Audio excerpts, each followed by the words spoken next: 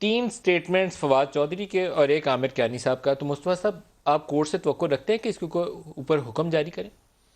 ہم تو توقع رکھتے ہیں کہ عام شہری بھی اس ملک میں آئین کے تحت حقوق رکھتا ہے. سیاسی جماعتوں کو آزادی حاصل ہونی چاہیے.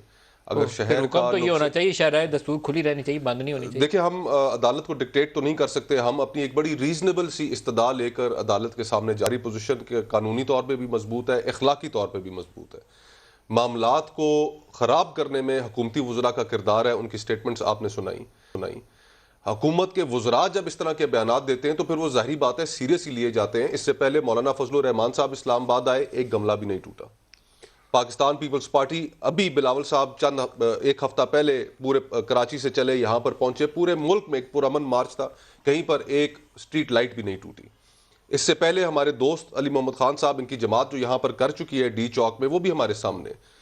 معذرت کے ساتھ ان کی جماعت کے اندر ایک فیشسٹ ٹینڈنسی ہے کہ جس میں یہ اپنے جو ڈسینٹ ہے، جو اختلافی آواز ہے، چاہے وہ میڈیا کی ہو، چاہے وہ ان کی اپنی جماعت کے اندر ہو یا اور دیگر سیاسی جماعتوں کے اندر ہو، اس کو یہ دبانا چاہتے ہیں بزور طاقت.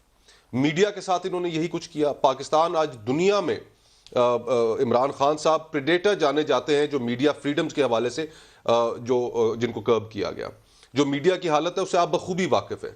سیاستدانوں کے ساتھ جو گزری اس سے بھی آپ بخوبی واقف ہیں کہ جہاں پر اگر کسی کے اوپر کچھ نہیں ملا تو 30 کلو ہیروئن ڈال دی گئی، صرف اس لیے کہ اختلافی آواز کو دبایا جائے.